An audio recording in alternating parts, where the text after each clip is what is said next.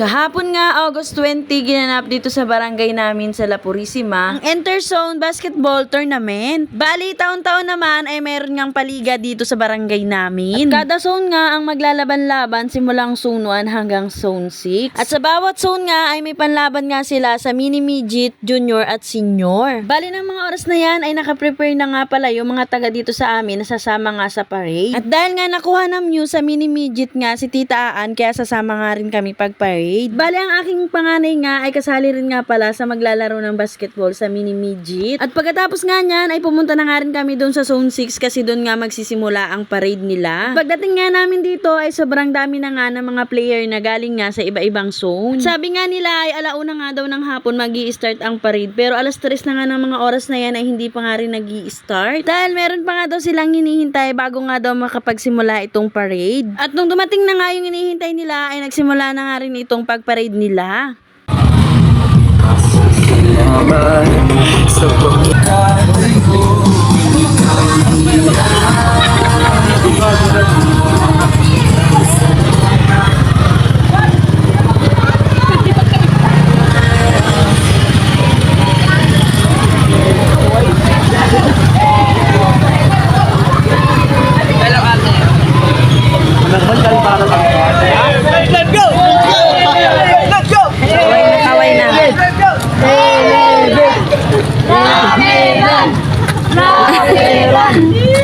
Rapiran!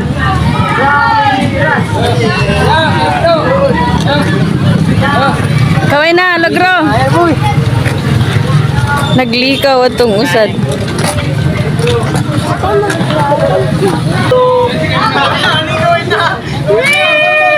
Hello, Mandam people! Kayo na lang magsama. Pero nga pa di? Ketan ka. Ikaman. Tulo-tulo na ko.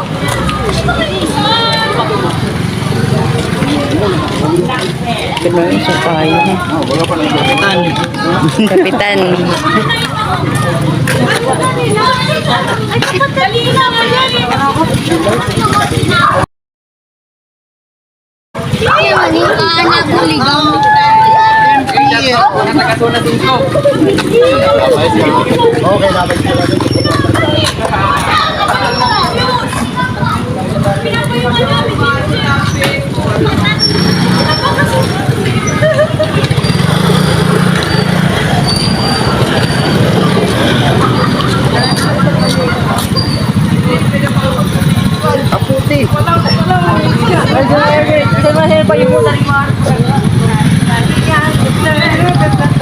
Dahil sobrang init nga at hindi ko nga kaya maglakad ng sobrang layo, kaya naman hindi na ako sumama sa pagparade. Nagpahatid na nga lang ako dito sa asawa ko dun sa covered court na paggaganapan nga nitong event.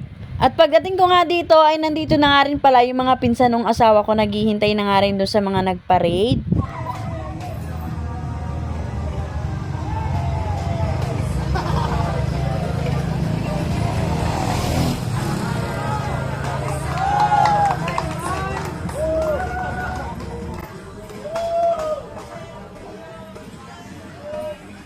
Gayon-gayon naman talaga ka-muse namin. Bali, first time nga niya ni Tita Aan na magmo-muse nga sa mga basketball na ganito. Pero kahit first time nga yan, ay hindi nga yan magpapakabog. At akala ko nga pagdaan nga dito sa covered court na paggaganapan nga nitong event ay tapos na, pero hindi pa pala. Dahil dadaan pa nga daw sila dun sa may sa amin, sa may zone 1. At bali ng mga oras na nga yan, kung mapapansin nyo nga ay sobrang dami na nga ng tao dito na naghihintay nga sa kanila. At habang hinihintay nga namin sila ay naghanap na nga kami itong sister-in-law ko ng mauupuan. At di na rin nga nagtagal ay dumating na nga sila, kaya ito na nga ang unang mag-e-entrance sa ito mga SK Kagawad.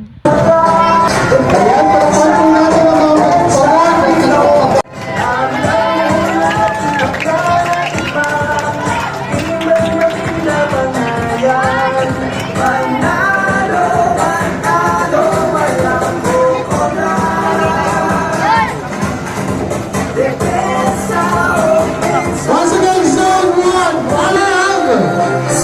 also from zone 1, midget division. Zone 1, please. Let's get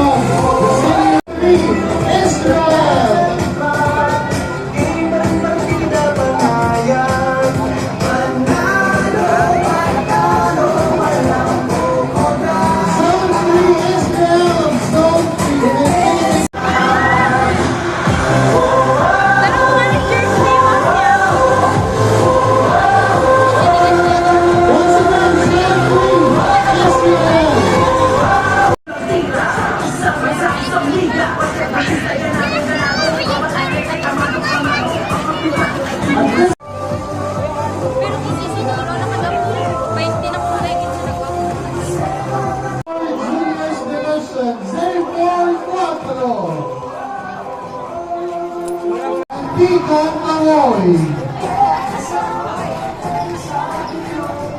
5, Minimitsit Division.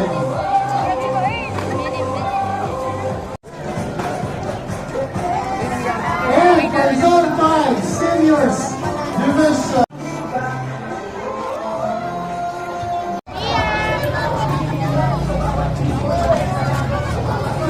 Sexy ni Kia. Labas ang tayo first.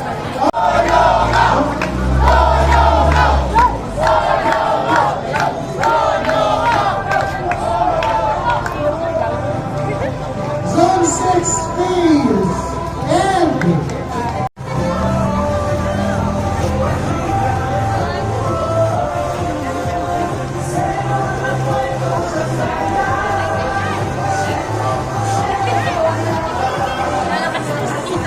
At syempre, nakapasok na nga lahat ng player, kaya naman magsisimula na nga rin itong event. Sinimulan nga yan sa panalangin, pagkatapos nga sinundan ng pambansang awit. At syempre, hindi nga dyan mawawala yung pagpapakilala nga sa mga nagagandahan at nagagapuhan ng mga guests. At habang nagpapakilala nga yung mga guests, ito nga mga taga Zone 1 ay kahit nabibilid na ay sumasayaw pa din.